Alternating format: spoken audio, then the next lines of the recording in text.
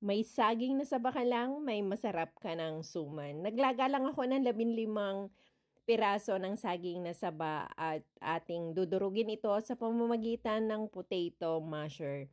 Maglalagay din ako ng 1.5 cup ng light brown sugar. Mag-adjust na lang kayo sa lasa. 1 cup ng glutinous flour, 1 cup ng coconut milk.